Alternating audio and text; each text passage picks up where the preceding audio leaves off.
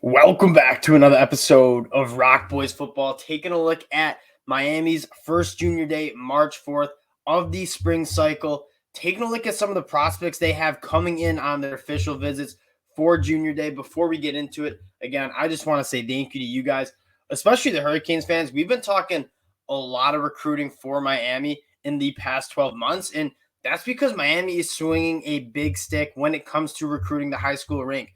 Mario Cristobal finished with a phenomenal 2023 class, and they're already in the running for a ton of very, very talented players in this 2024 class. So, again, if you guys do enjoy the content, consider subscribing to the channel, get active in the chat again.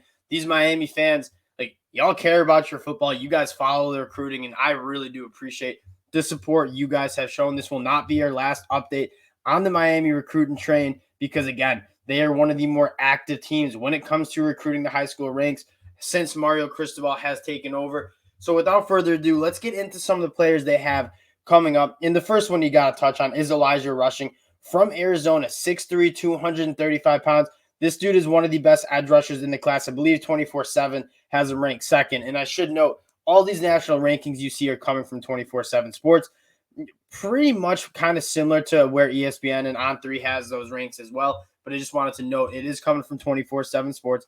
And Elijah Rushing, I'm not sure if Miami is in his top five, but the mere fact that he's coming all the way from Arizona to come and visit during junior day for Miami, it is a massive win for Miami. And again, getting these prospects on campus is half the battle. And you know Miami has some of the best facilities in the world. And when you get a prospect on campus and able to show them ins and outs of how this program runs, you got to consider yourself in the thick of things when it comes to Elijah Rushing's recruitment. Again, this kid offers from pretty much everywhere in the country. I know pretty much the whole Pac-12 wants him to come to visits, has scholarship offers already, and for rightfully so. I mean, 6'6", 235 pounds. This dude is already built. I think you'll see him put kind of 10 pounds on before he comes into college. A very, very talented edge rusher. And this is something you'll see kind of when we're highlighting these top 7 recruits who are coming in. The West Coast ties. Mario Cristobal still has a lot of ties from the West Coast. No doubt very good relationships with a lot of these top high school coaches on the West Coast. And again, a couple of these guys are coming all the way from the states of California and Arizona to come visit Miami. And that leads us to our next guy, Brandon Baker from Mater Dei, one of the best tackles in the 2024 class. This dude's a phenomenal athlete, and that's kind of what I love to see in some of these tackle prospects or recruits. I should say, you got some NFL draft talk coming. I don't necessarily need my tackles right now to come in at 315 pounds. I'd rather see really good athletes and then put on the weight when they get there. But again, this dude is a phenomenal athlete. He carries his weight extremely well. When you look at him, he is rocked up. Like, he does not carry much bad weight. 6'5", 285 pounds. I love the recruits coming from Mater Dei. Like, that is an NFL college level high school. They operate like a college football team. And so when those guys step foot on campus, they've already been training like college athletes. They normally don't have a big adjustment period when it comes from translating that play from the high school football fields to the college football fields and later on in the NFL fields. Mater Dei produces a lot of very good college football players and a lot of good NFL draft talent. And again, you're seeing the West Coast connection as you get into Aydin Breeland. Again, top 100 dude nationally. The two things you want to know is, what is Mario Cristobal doing with these recruiting classes? He's establishing the line of scrimmage with both. You look back at the 2023 class, Francis Mayoga, Pancake Contra, two of their top recruits playing offensive tackle. Mario Cristobal was a phenomenal recruiter of the offensive line during his time at Oregon. And then the offensive line coach who came over with him, Alex Mirabal, I believe that's how you say it, did a phenomenal job developing those guys. Oregon was known for putting out a lot of good offensive linemen to the NFL, obviously Penei Sewell being the most notable. But that's what they're trying to do, trying to get the muscle in this class. And Miami historically has kind of been more of a spread you out, kill you with speed.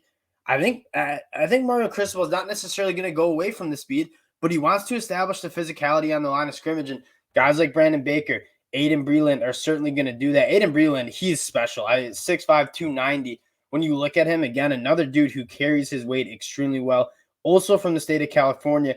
And then T.A. Cunningham, 139 nationally according to 24/7, but I did include his composite ranking, which is a top 50, so a lot of other services are very high on him.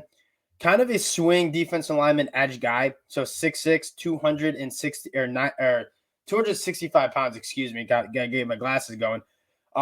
Could kind of go either way. Like when he steps on campus, if he's like 280 pounds next year when he graduates, maybe you put him on the inside. Kind of a Leonard Taylor build, if we're going to be honest. But if he's still at 265 pounds, maybe you have him play edge.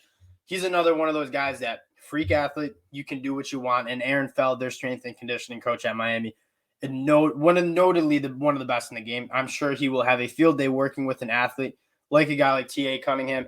Brandon Jacobs, 287 nationally, 6'2", 170 from the state of Florida. So now you got some more of those in-state guys coming in.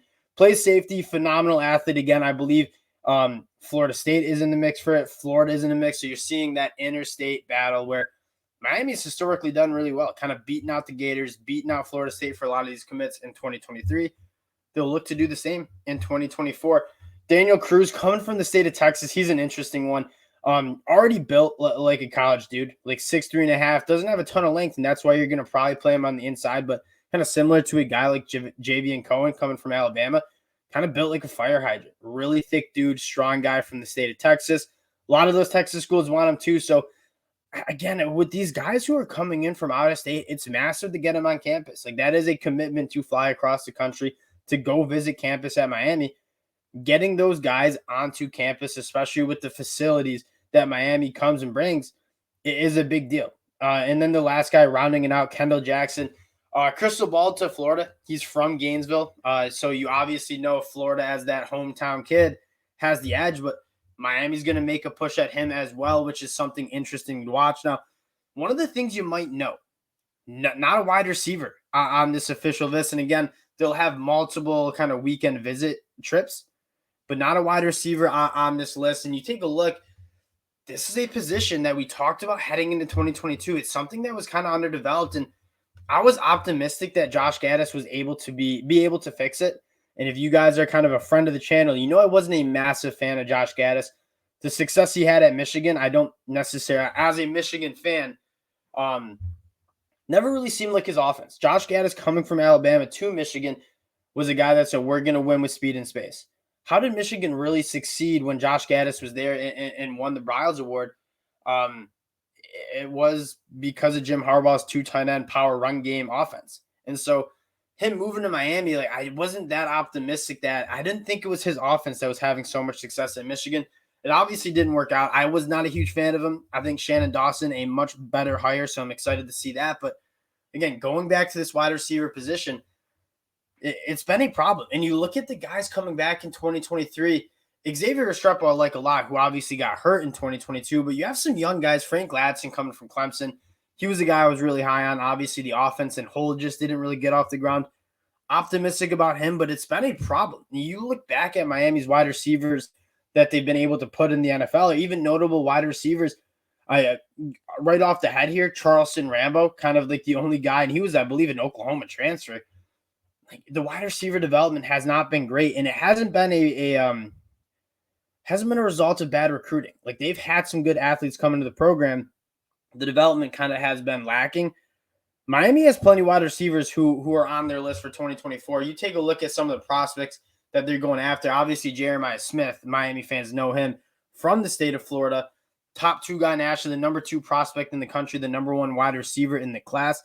Obviously committed to Ohio State, but he committed very early. Then Dylan Raiola decommits. He says he's locked in, but I'm sure he's going to be taking some visits. Hopefully Miami can get him on campus. Another guy, Micah Hudson from the state of Texas.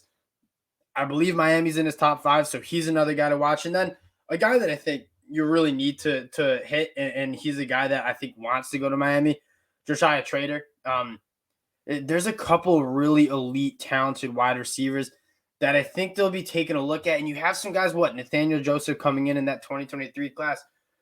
You have some guys that are talented. And I don't think Miami will ever have a problem bringing in some good wide receivers because Florida pumps those 7-on-7s. Florida pumps out wide receivers at the high school level like nobody else. Miami looking like the more dominant team in the state of Florida when it comes to recruiting. They're going to get talent. What I want to see is some development from these wide receivers. It seems to be something that's lacking. And Miami, no doubt, will be kind of making a push and an emphasis on getting some of these wide receivers in, but also developing them. But again, you take away two things from this group that's coming in for junior day on March 4th. West Coast connections. Mario Cristobal still has those relationships out west and building the trenches. It was something in the 2023 class that they chose to address. They addressed it in the transfer portal as well, bringing in guys, that UCF kid, Matt Lee, I believe his name is, and Javion Cohen. So they're addressing the offensive line. That's something they want to get better at.